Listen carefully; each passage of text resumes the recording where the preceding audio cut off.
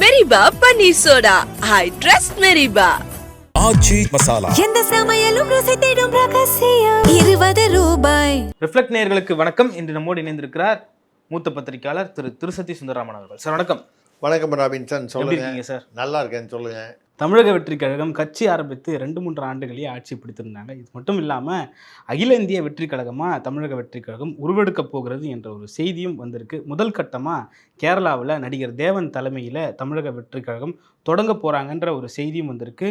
September 10ஆம் தேதி விஜயை சந்திக்க இருக்கிறார் நடிகர் தேவன் அவர்கள் அப்படின்ற ஒரு செய்தி இருக்குது. எப்படி பார்க்குறீங்க? தமிழக வெற்றி கழகம் அகில இந்திய வெற்றி கழகமாக உருவெடுக்க போகிறது. நீங்கள் முதல் கட்டமானு சொன்னீங்க, அது ஒரு சின்ன திருத்தம் உங்கள் அனுமதியோட. இரண்டாவது கட்டமாக, ஓகே, முதல் கட்டம் கிட்டத்தட்ட ஒரு 15 நாள் முன்னாலேயே உத்தரப்பிரதேசத்தில் ராஜேந்திர சிங் என்பவரை தாவேகா பிரதிநிதியாக நியமனம் செய்து அறிவிப்பு வந்துருச்சு. அது உத்தரப்பிரதேசன்றதுனால தமிழ்நாட்டில் அதை யாரும் பெருசாக எடுத்துக்கல.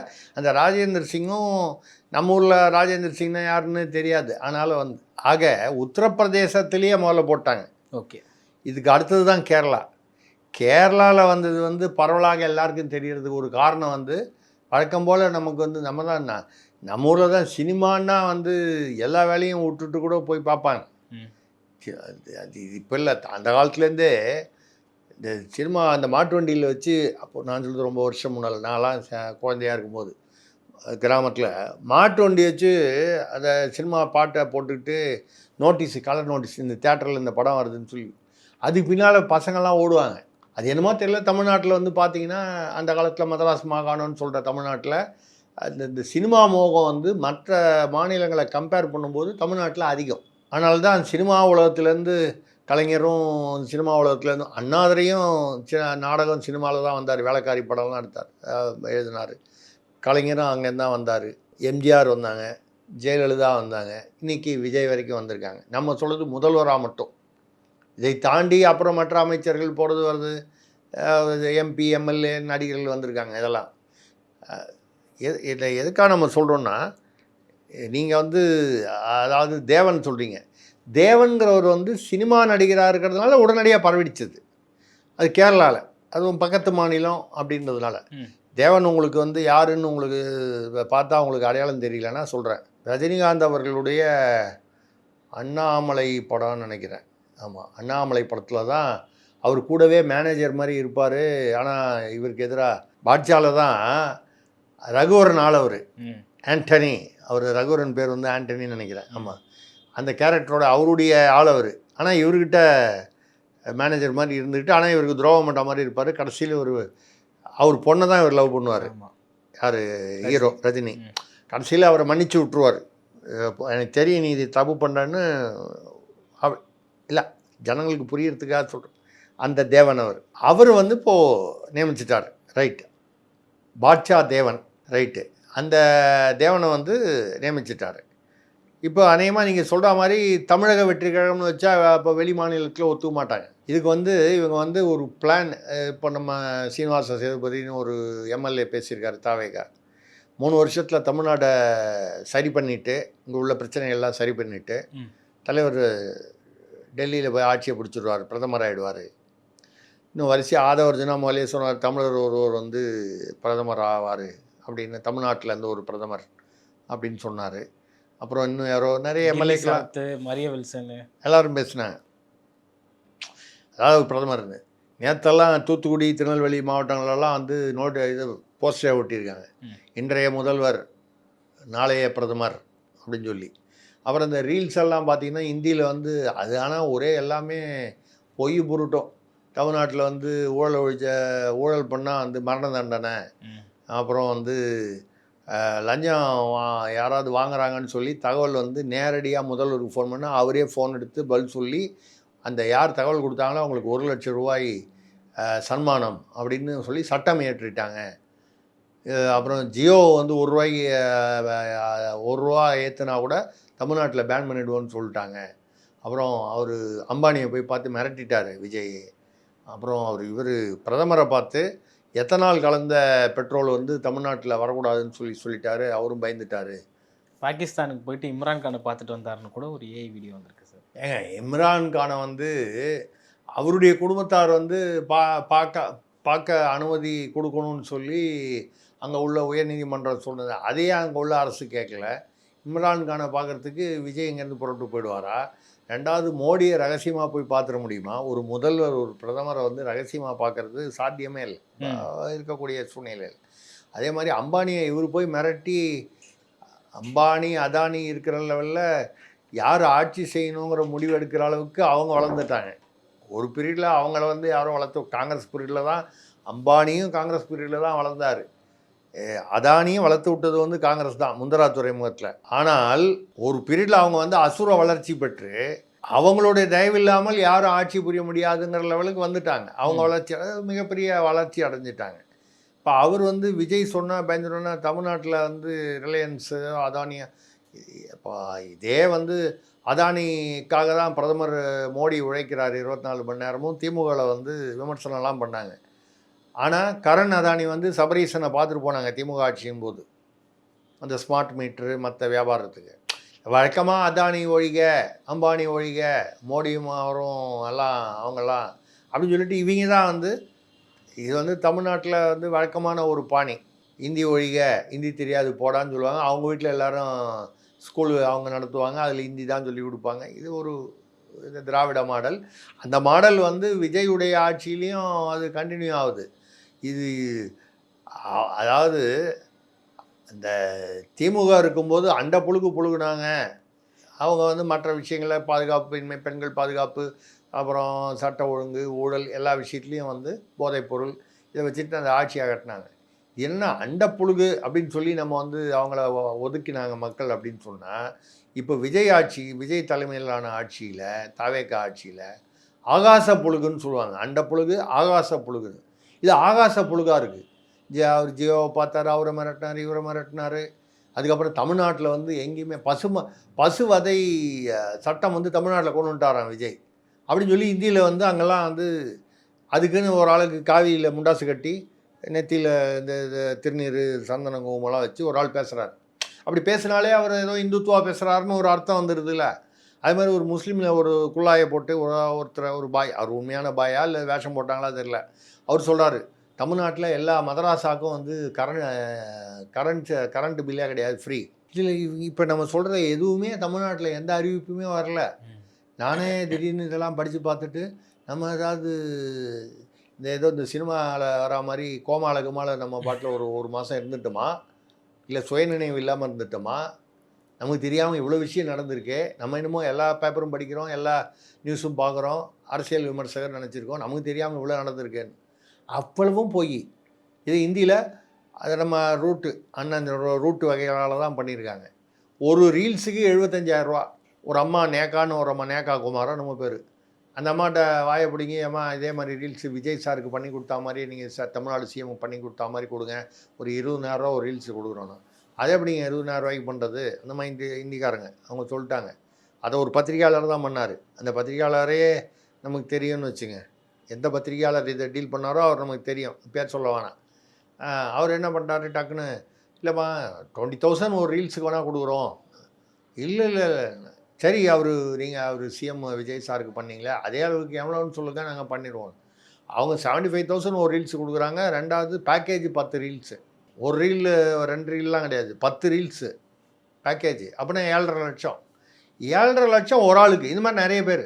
முக்கியமானது ஹிந்தியில் பேசணும். அந்த ஊரில் ஹிந்தியில் பேசினா தானே அவங்களுக்கு புரியும். இப்போ நம்ம ஊரில் தமிழில் பேசினா புரியுன்ற மாதிரி நம்ம வந்து மார்க்கெட்டிங் பண்ணுறதை பற்றி ஒன்றும், இங்கே நடக்கிற திட்டங்கள் இப்போ கொண்டு வராங்க, இதை வந்து ஹிந்தியில் பேசி பரப்புறதை பற்றி ஒன்றும் தவறில்லை. அது ஒரு மார்க்கெட்டிங். நடக்காத விஷயத்த, பொய்யான விஷயத்த, அண்ட புழுகு ஆகாச புழுகு அப்படின்னு சொல்கிற மாதிரி விஷயங்களை வந்து போட்டு ரீல்ஸ் போட்டு போகிறது. இதை யார் செய்கிறதுனா அதான் ரூட் என்னன்னு சொல்லிட்டானா. இப்படி ஒரு பொய்யான ஒரு திரிபுகளை வந்து வெளியில் பரப்புகிறாங்க. இதை வச்சு அகில இந்திய அளவில் அவர் டெல்லி போயிடுவார், அவர் டெல்லியில் ஆட்சி. அதுக்கப்புறம் ஒரு 10-20 பேர், நான் 2-3 நிகழ்ச்சியில் பேசியிருக்கேன், இருந்தாலும் நீங்கள் கேட்டதுனால மறுபடியும் சொல்ல வேண்டியிருக்கு. ஒரு 10-20 பேர் பஸ் ஸ்டாண்டில் நிற்கிறான்னு வைங்க, செட் பண்ணிட வேண்டியது. அடுத்த இந்தியில் அடுத்த prime minister Modi or Vijay. 10 பேரை கேட்குறாங்கன்னா 8 பேர் விஜய்னு சொல்லுவான், 2 பேர் மோடின்னு சொல்லுவான். அப்போ தானே நீங்கள் நம்புவீங்க. 10 பேரும் விஜய்னு சொன்னால் சட்டப் பண்ணுவீங்க. பாரு 2 பேர் மோடின்னு சொன்னா பாருங்க. ஆனால் மெஜாரிட்டி விஜய்ன்னு சொன்னாங்க. ஏங்க விஜயை யாருக்கு தெரியும்? சார் இதே மாதிரி தான் தமிழ்நாட்டு அரசியல் களத்துலையும் பேசணும். ஆனால் அது முற்றிலும் மாறுபட்ட ஒரு ரிசல்ட்டை பார்த்தோம். அதே மாதிரி அங்கே பார்ப்பீங்கன்னு நம்பிக்கையாக பேசுகிறாங்க டிவிகேவினர். இல்லைங்க, அவங்களுடைய நம்பிக்கையை வந்து நம்ம வந்து அது ரைட்டாக தப்பான்றதை மக்கள் தான் தீர்மானம் பண்ணணும். ரெண்டாவது, தமிழ்நாட்டில் இருக்கிற சினிமா மோகம் நல்லா புரிஞ்சுங்க. இது எல்லா ஊர்லேயும் இருக்குன்றது நீங்கள் எதிர்பார்க்க முடியாது. ஆனால் மாற்றத்தை விரும்புகிறாங்க. பாஜகவுக்கு எதிரான அணியை விரும்புகிறாங்க. நான் வந்து மாற்றம் வரக்கூடாதுன்னு நான் சொல்லலை. நான் தான் வந்து பல நிகழ்வுகளை சொல்லிக்கிட்டு இருக்கேன். எந்த அரசுமே தொடர்ந்து அவர்களே வந்து பல வருடங்களாக பல டேர்ம்களாக ஆட்சியில் இருப்பது ஆரோக்கியமானது இல்லை ஜனநாயகத்தில். மாற்றம் வரணும், மாற்றம் வருங்கிற அந்த பயமும் கவலையும் ஒவ்வொரு ஆட்சியாளருக்கும் இருக்கணும். அப்போ தான் அவர்கள் வந்து சர்வாதிகாரமாக முடிவுகள் எடுக்காமல் இருப்பாங்க. தவறுகள் செய்வது குறையும். ஓகே, தவறுகளே நடக்காமல் இருக்காது. நான் இதை வந்து மோடி ஆட்சின்னு நினச்சி சொல்லலை, இல்லை வேற ஒரு ஆட்சின்னு சொல்லலை, தமிழ்நாடுன்னு சொல்லலை. எந்த மாநிலத்திலும் இல்லை மத்திய அரசிலும் சரி ஆட்சி மாற்றம் அதாவது ஒரு பீரியடுக்கு அப்புறம் வரணும். தொடர்ந்து ஒருவரே 5 முறை 6 முறைன்னு ஆட்சி தொடர்ந்து இருந்தால் நிச்சயமாக மக்களுக்கான பலன் வந்து குறைஞ்சிக்கிட்டே வரும். ஏன்னா அவங்களுக்கு அந்த இது வந்துடும். இங்கிலீஷில் வந்து காம்ப்ளசன்ஸ்ன்னு சொல்லுவோம். நம்ம யார் என்ன பண்ண முடியும் அப்படிங்கிற ஆணவம் வந்துவிடும், இல்லை அலட்சியம் வந்துவிடும். அது வரக்கூடாது அப்படி தான் நம்ம சொல்கிறோம்.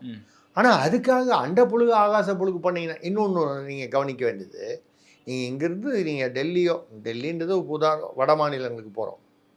நீங்கள் அங்கே போனால் ஃபஸ்ட்டு உங்களை வந்து உங்கள் முகத்தை பார்த்தவொன்னே என்ன சொல்கிறாங்க, இது வந்து நம்ம வந்து தவிர்க்க முடியாது, உண்மையை பேசிதான் ஆகணும். நம்மளை பார்த்தவொன்னே தமிழ்நாடு மட்டும் இல்லை, சவுத் இந்தியாவிலேருந்து யார் போனாலும் மதராசின்னு. அவனை பொறுத்த வரைக்கும் கர்நாடகா, தெலுங்கானா, எங்கே கேரளா எல்லாமே மதராசி. நம்ம இந்த சென்னையில் இருக்கிறவனே இன்றைக்கி வந்து பேரை சென்னைன்னு மாற்றிட்டான் மதராஸ். ஆனால் மதராசி, சவுத் இந்தியன், தென்னிந்தியன் வித்தியாசம் வந்து இருக்குதே அப்படின்னு சொன்னால் நம்ம வந்து அதை வந்து குற்றம்னு சொல்லி நம்ம சொல்ல முடியாது. ஏன்னா பதிலுக்கு அவங்க என்ன வாதம் பண்ணுவாங்க, நீங்கள் வடக்கன்ஸ்னு பேசுகிறீங்களா இல்லையா, நீங்கள் பேசுகிறீங்களா, தமிழ்காரன்னு பேசும்போது அவர் தெலுங்கர்னு பேசுகிறீங்க, அவர் மலையாளின்னு பேசுகிறீங்க, இவர் கன்னடன்னு பேசுகிறீங்க, வித்தியாசப்படுத்துகிறீங்களா, வடக்கன்ஸு சொல்கிறீங்களா. நம்ம வடக்கன் சொல்லுது யார், இந்த பக்கம் மேற்கு பக்கம் மும்பை, மகாராஷ்டிரா, குஜராத்தில் இருக்கிறவனும் வடக்கன். இந்த பக்கம் வடகிழக்குலேருந்து இருக்கான வடகிழக்கு இல்லை வந்து மேற்கு வங்காளத்தில் அவனும் வடக்கன். உத்தரப்பிரதேசம், மத்திய பிரதேசம், டெல்லினாலும் வடக்கன், பஞ்சாப், ஹரியானாவும்.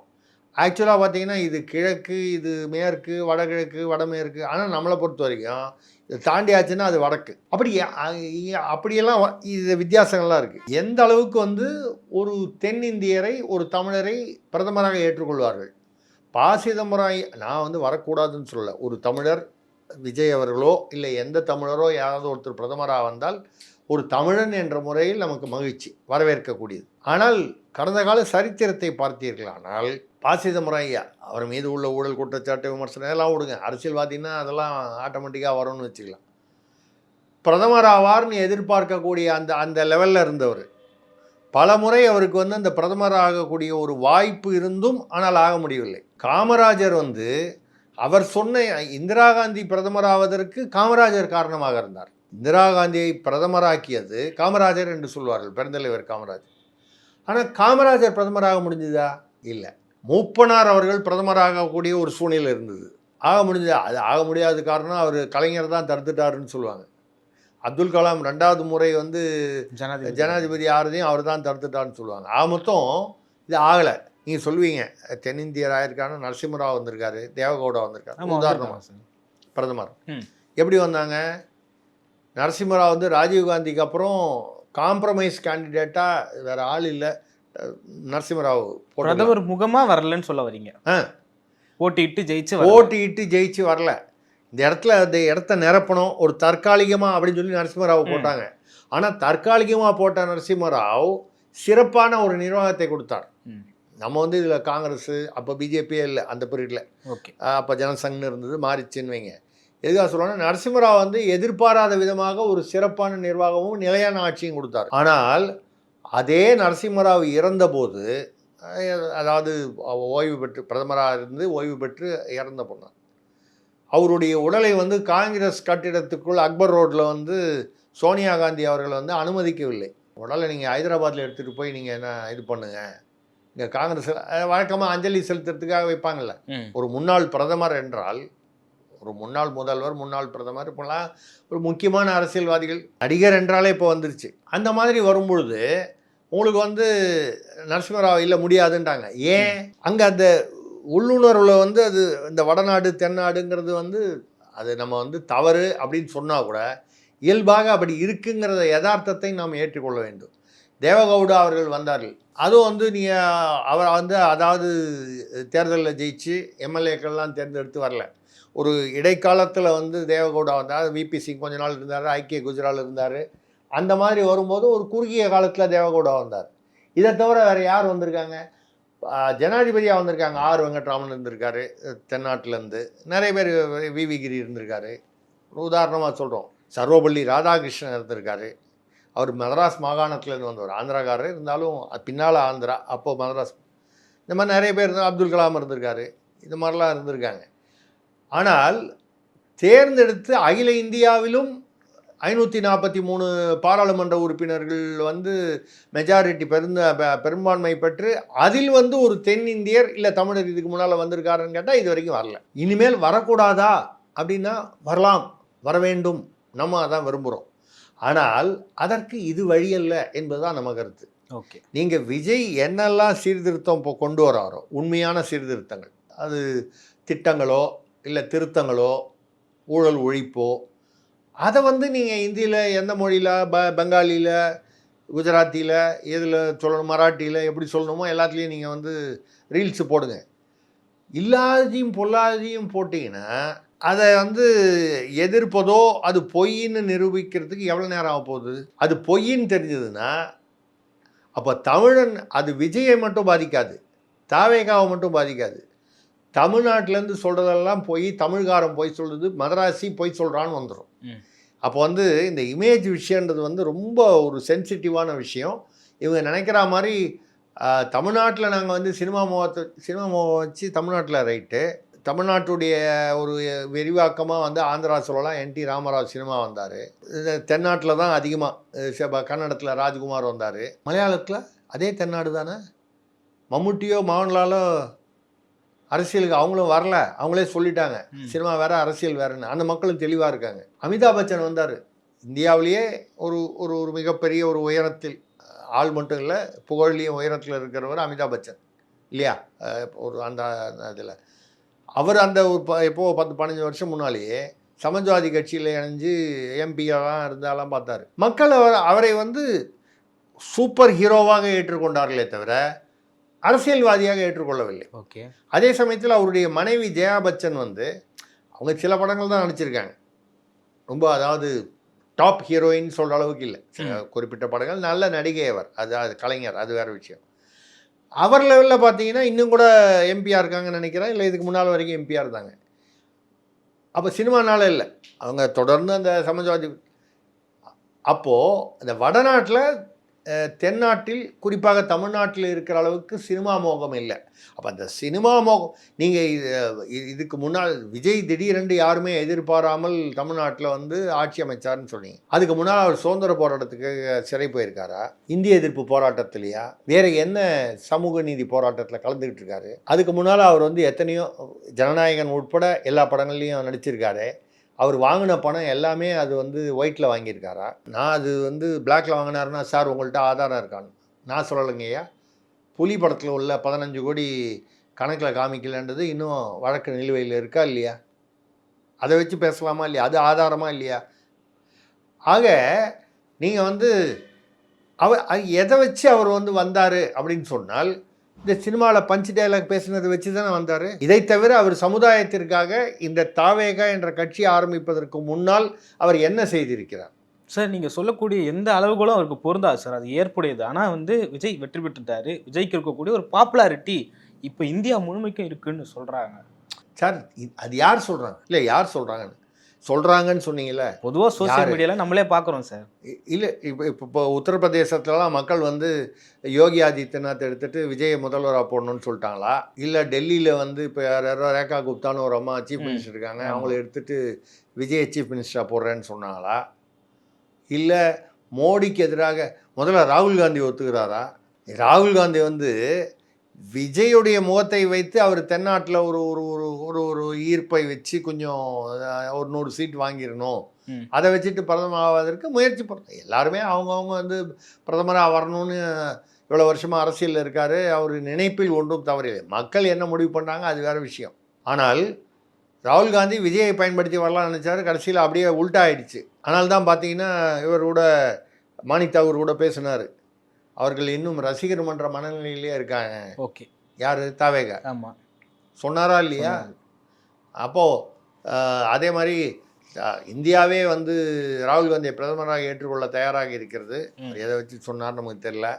ஏன்னா ராகுல் காந்தி வந்து பல தேர்தல்களில் வந்து அவர் தலைமையில் காங்கிரஸ், அவர் தலைமையிலனா அவர் தலைவராக இருக்கும்போது காங்கிரஸ் பல இடங்களில் வந்து படுதோல்வி அடைந்திருக்கிறது.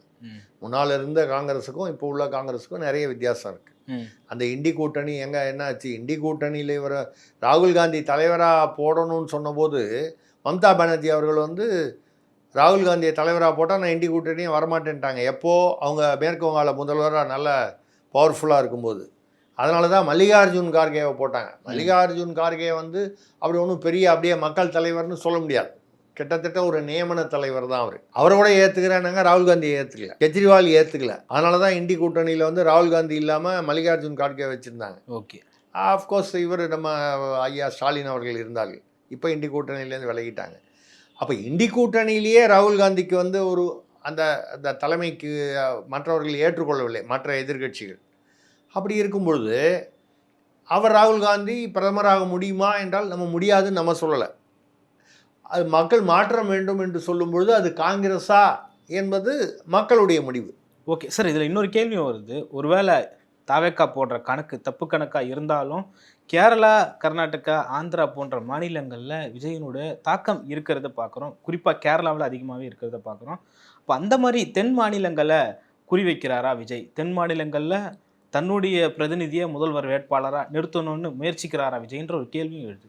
இல்லை, வரலாம். இப்போது நீங்கள் அப்படி அவ்வளோ தூரம் கேரளா வரைக்குமே போவேணாம்.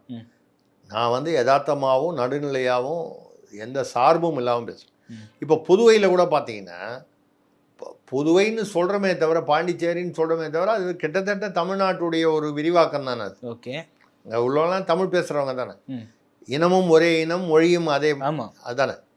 அது ஏதோ ஃப்ரெஞ்சு காலனியாக இருந்தது, யூனியன் டெரிட்டரி, யூனியன் பிரதேசமாக போச்சு, அவ்வளோதானே தவிர அது கிட்டத்தட்ட தமிழ்நாடு தான். அது அந்த இடத்தில் கூட விஜய்க்கு ஒரு ஆதரவு நிலை வரலாம். ஏன்னு கேட்டால் ரசிகர்கள் அதிகமாக இருப்பார்கள். ஆனால் ஒரு சீட்டு கூட ஜெயிக்கல சார் அங்கே, அதுவும் குறிப்பிடத்தக்க விஷயம். அது காரணம் சொல்ல முடியுமா உங்களால்? ரங்கசாமி ரொம்ப ஸ்ட்ராங்காக இருக்காரு.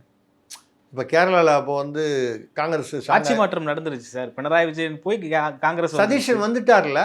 அது காங்கிரஸ் மட்டும் இல்லை, அது காங்கிரஸ் தலைமையிலான கூட்டணி ஆச்சு, UDF என்கிற கூட்டணி ஆச்சு. அப்போ இப்போ உடனே சதீஷனை இறக்கி விட்டுட்டு இப்போ ஏங்க விஜய் வந்து ஒரே சமயத்தில் 4 ஸ்டேட் 5 ஸ்டேட்டில் முதல்வராக முடியுமா? இல்லை, விஜய் சொன்ன ஆளை வந்து இப்போ விஜய் சொன்ன ஆளை முதல்வராக ஏற்றுப்பாங்கன்னா ஆதவர்ஜுனாவை ஆந்திராவுக்கும், அப்புறம் வேற புஷியானந்த பாண்டிச்சேரிக்கும், மரிய வில்சனை கேரளாவுக்கும் கேட்கறதுக்கு நல்லா தான் இருக்குது. ஆனால் நம்மளை வந்து நாளைக்கு 4 பேர் ஏப்பா அதாவது கேவரில் நெய் ஒழுதுன்னு சொன்னால் கேட்குறவன்னு சொல்லி நம்மளை வேறு விதமாக பேசுவாங்கல்ல. இது இயல்பில் சாத்தியமா, யதார்த்தத்தில் சாத்தியமா என்றால் இல்லை. ஆனால் நம்ம எதை ஏற்றுக்கொள்கிறோம் என்றால், கண்டிப்பாக இந்த எல்லை மாநிலங்களில், அண்டை மாநிலங்களில் விஜய்க்கு வந்து ஒரு ஈர்ப்பு இருக்கிறது. இந்திய அளவில் வந்து எல்லா மாநிலங்கள்லேயும் வந்து அவருடைய கட்சி பிரபலமாகி இவரை ஏற்றுக்கொண்டால் பிரதமராவதற்கு வாய்ப்பு வரலாம். ஆனால் இப்போ இந்த மாதிரி இந்த பொய்யான ரீல்ஸுகள் போட்டு வருவது சரியான ஆலோசனை இல்லை. நீங்கள் தமிழ்நாட்டில் ஒரு அருமையாக ஒரு ஆட்சியை கொடுங்க, நிலையான ஆட்சி, நல்ல ஆட்சி கொடுங்க. தமிழ்நாட்டில் ஊழல் குறைஞ்சிருக்கு, தமிழ்நாடு வளர்ச்சி, பொருளாதார வளர்ச்சின்னு சொல்லுங்கள். அதுக்கப்புறம் நீங்கள் வந்து அங்கே டெல்லி அரசியலுக்கு போனீங்கன்னா கண்டிப்பாக அதோடைய தாக்கம் பாசிட்டிவாக இருக்கும். இந்த மாதிரி பொய்யான ரீல்ஸு போட்டிங்கன்னா அது சீக்கிரம் வெளுத்து போயிடும், சாயம் வெளுத்து போயிடும். இதை நம்பி விஜய் அவர்கள் ஏமாந்தார் என்றால் இங்கே உள்ள ஆட்சிக்கே ஒரு தாக்கமோ பாதிப்போ வந்து விடாமல் அவர் பார்த்து கொள்ள வேண்டும்.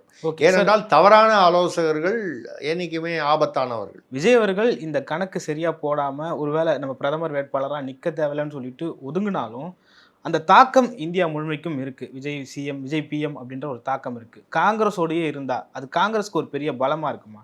விஜய் ராகுலோடு இருக்காரு, இல்லை ஓரளவுக்கு இருக்கும். அப்படி அப்படி இருந்தார்னா, ஏன்னா விஜயுடைய முக ஈர்ப்பு வந்து இந்த தென் மாநிலங்களில் குறிப்பாக உத்தரப்பிரதேசத்துலலாம் வந்து உத்தரப்பிரதேசம்லாம் நான் சொல்லுது முழுமையான வட மாநிலங்களில் எவ்வளோ தூரம் இருக்கும்னு சொல்ல முடியல. தென் மாநிலங்களில் கண்டிப்பாக, ஏன்னா இப்போ தமிழ்நாட்டில் எப்படி ரசிகர்கள் வந்து அவருடைய இன்றைக்கும் வந்து ஆதவர்ஜுனாவுக்கு என்ன வாக்கு வங்கி, புஷி ஆனந்துக்கு என்ன வாக்கு வங்கி, சிடிஆர் நிர்மல்குமாருக்கு என்ன, ராஜ்மோகனுக்கு என்ன வாக்கு வங்கி, கீர்த்தனாவுக்கு என்ன வாக்கு வங்கி இருக்கு? எல்லாமே விஜய் என்ற ஒற்றை சொல் ஒற்றை முகம். அதுதான் ஏற்றுக்கொள்ள வேண்டிய உண்மை, அது யதார்த்தம். அதே வகையில் அந்த தென்னாட்டில் வந்து ஒரு ஒரு சில பகுதிகளில் இருக்கும். ராகுல் காந்தி வந்து வயநாட்டில் வந்து நின்னார், அமேதியில் நின்று. அவர் எந்த உத்தரப்பிரதேசத்தை சார்ந்தவர் என்று சொல்லப்படும், அதாவது அவங்க பூர்வீகமாக அங்கேருந்து காஷ்மீரி, ஆனால் உத்தரப்பிரதேசத்தில் செட்டில் ஆனவங்க, நேரு குடும்பம். அவர் வந்து அமேதியில் தோத்தார். வயநாட்டில் கொண்டு ஜெயிக்க வச்சாங்க கேரளாவில். ஏன் வயநாட்டில் ஜெயிக்க வச்சாங்கன்னா, அங்கே முஸ்லீம்கள் 35% வந்து வாக்கு வங்கி.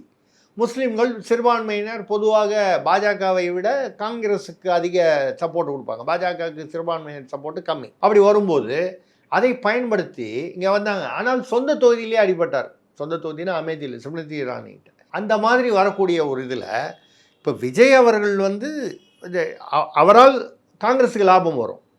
அவருடைய முகத்தை, அந்த ஈர்ப்பை பயன்படுத்தினால் ராகுல் காந்திக்கோ காங்கிரஸுக்கோ ஒரு குறிப்பிட்ட, அது ராகுல் காந்தியை பிரதமராக்கும் அளவுக்கு வருமா அப்படின்னு சொல்ல முடியாது. ஏன்னா நீங்கள் 543 தென்னாட்டை சேர்ந்த பார்லிமெண்ட் எம்பிகள் எவ்வளோ பேர்? இப்போ உள்ள 506 வரையிலலாம் இன்னும் வரல, எப்போ வரும்னு தெரியாது. அதை பற்றி இப்போ பேச வேணாம், வராததை பற்றி இப்போ ஏன் நம்ம பேசணும்? இப்போ 543 தென்னாடு வந்து எவ்வளோ இருக்கும்? ஒரு 100-120 இருக்கும் சார். 100 ஓட்டி தான் இருக்குது. ஒரு 300 இருந்ததுன்னா நீங்கள் சொல்கிறது கரெக்டு. அப்போ அது ரெண்டாவது மொத்தம் எவ்வளோ மாநிலங்கள்? 28 மாநிலங்கள், 8 யூனியன் பிரதேசங்கள், சரிங்களா? இதில் தென்னாடுன்னு சொல்கிறது எவ்வளவு? 5 மாநிலம்: தமிழ்நாடு, ஆந்திரா, தெலுங்கானா, கேரளா, கர்நாடகா. யூனியன் பிரதேசம் வந்து பார்த்திங்கன்னா பாண்டிச்சேரி, காரைக்கால், இதெல்லாம் ஒன்றா வந்துடும், அதெல்லாம் வந்துடும். ஆக பாக்கி 23 மாநிலங்களும் நம்ம பொதுவாக வட மாநிலங்கள் சொல்கிறோம். அதில் வடகிழக்கு, மேற்கு, இதெல்லாம் பொதுவாக வட மாநிலங்கள். 23 மாநிலங்கள் வட மாநிலங்கள். 8 யூனியன் பிரதேசங்களில் 7 யூனியன் பிரதேசம் வந்து அந்தமான் நிக்கோபார் வந்து நீங்கள் தென்னாடுக்கு இந்த பக்கம் இருந்தால் கூட அது அதிகமான டச் வந்து தமிழ்நாட்டோட இல்லை. அப்படி பார்க்கும்போது 7 யூனியன் பிரதேசம் வந்து வட மாநிலங்களில் வருது. நீங்கள் இப்போது இதில் ஈர்ப்பு வருது வந்து 23 மாநிலத்தையும் தாண்டி வருமா? இந்த 5ஐ தாண்டி 5லேயும் வருதுன்னு வச்சுக்கிட்டா கூட அதை தாண்டி 23 மாநிலத்தில் வரணும். அதே மாதிரி 7 யூனியன் பிரதேசங்கள். பாண்டிச்சேரியில் வரலாம். நீங்களே தான் சொன்னீங்க பாண்டிச்சேரியில் தாவேக்காட்சி சீட்டே ஜெயிக்கலன்னு. உண்மைதானே? அங்கே விஜய்க்கு வந்து பாண்டிச்சேரியில் வந்து ரசிகர்களே இருக்க மாட்டாங்களா? அதை தாண்டி ரங்கசாமி என்பவருக்கு ஒரு கிரிப் இருந்தது, அதனால் அவரெல்லாம் ஜெயிக்க முடிஞ்சுது. பாண்டிச்சேரியில் ஒரு ரங்கசாமி இருக்கா மாதிரி ஒரு மாநிலத்திலையும் ஏதோ ஒரு சாமி இருக்க மாட்டாரா முதல்வராக வர்றதுக்கு? அந்த ஊர்க்காரரு இவங்களெல்லாம் பாராளுமன்றத்தில் தேர்ந்தெடுத்து பிரதமரை தேர்ந்தெடுக்க வேண்டும். அதனால தான் நம்ம என்ன சொல்கிறோன்னா, இந்த வளர்ச்சி என்பது படிப்படியாக வர வேண்டியது தான் தவிர, இங்கே தமிழ்நாட்டில் சினிமா மோகத்தில் வந்துட்டாருன்றதுனால அதே சினிமா மோகம், அந்த முகத்தை, அந்த வசீகரத்தை வைத்து கொண்டு பிரதமராக ஆகிவிட முடியும். அதுவும் இந்த மாதிரி பொய்யும் புழுகும் சொன்னால் அது வெளுத்து விடும். நீங்கள் இப்போது 2029 வருது, இந்த மாதிரி பொய்யான ரீல்ஸு போட்டாங்கன்னு பிஜேபி தான் இருக்குது. இப்போ இன்றைக்கி ஆட்சியில் இருக்கிறது பிஜேபி ஆளுங்கட்சி. எந்த ஆளுங்கட்சியுமே தக்க வைத்துக் கொள்வது தான் முயற்சி செய்வாங்க. அப்போ என்ன பண்ணுவாங்க? இதெல்லாம் பொய்ன்றதுக்கு அவங்க ரீல்ஸ் போட மாட்டாங்களா? விளம்பரங்கள் கொடுக்க மாட்டாங்களா? இல்லை விவாத மேடைகள் நம்ம வைக்கிற மாதிரி விவாத மேடைகள் அங்கே டிவி சேனலில் வைக்க மாட்டாங்களா? அதாவது நம்ம வந்து ஆசைப்படுறது வந்து ஆசைப்படலாம், பேராசைப்படக்கூடாது. தமிழ்நாட்டிலிருந்து யாரும் பிரதமராகக்கூடாது என்பது என்னுடைய எண்ணத்தில் 1% கூட அப்படி எண்ணம் இல்லை. படிப்படியாக இங்கே வந்து நிலைநிறுத்திவிட்டு நிலையான ஆட்சி, நல்லாட்சி கொடுத்து விட்டு இதை உதாரணமாக காட்டி நீங்கள் அங்கே போய் விஜய் அவர்களோ இல்லை எந்த ஒரு தமிழரோ பிரதமரானால் முதல் ஆளாக நின்று கைதட்டி வரவேற்பது நானாக இருக்கும். ஓகே. ஆனால் அதே சமயத்தில் இந்த கலரான கனவுகளை வைத்துக்கொண்டு இந்த கூட இருக்கிற அரைகுறை ஆலோசகர்கள் பேச்சை கேட்டுக்கொண்டு போனால் உள்ளதும் போச்சு, கையில் இருப்பதை விட்டுவிட்டு ஏதோ வெண்ணில் பறப்பதை சொல்லுவாங்க, கையில் இருக்கிறத விட்டுட்டு வானத்தில் பறக்கிறத பிடிக்க போகிறான் அப்படின்னு சொல்லக்கூடிய அந்த மாதிரி ஒரு ஆலோசனையை எந்த ஆலோசகர்களோ கொடுத்தாலும் அதை இவர் என்கரேஜ் பண்ணால் விஜய் இப்போ இருக்கக்கூடிய இமேஜ் வந்து கெட்டு போயிடும்னு தான் என்னுடைய கவலை. இந்த இமேஜ் படிப்படியாக வளர வேண்டும் என்பது தான் என்னுடைய ஆர்வமும் என்னுடைய ஆலோசனையும். இதை வந்து ஒரேடியாக நீங்கள் தூக்கி ஒரே பொய்யா சொல்லி கொண்டு போயிட்டீங்கன்னா அந்த பொய் எவ்வளோ நாள் தாகும்? ஓகே சார், பல்வேறு கருத்துக்களை பகிர்ந்து கொண்டீங்க. மற்றும் ஒரு கால் சந்திப்போம். நன்றி. நன்றி, வணக்கம். மெரிபா பன்னீர் சோடா, ஐ ட்ரஸ்ட் மெரிபா. ஆச்சி மசாலா. எந்த சமையலும் ருசி தேடும் ரகசியம் 20 ரூபாய்.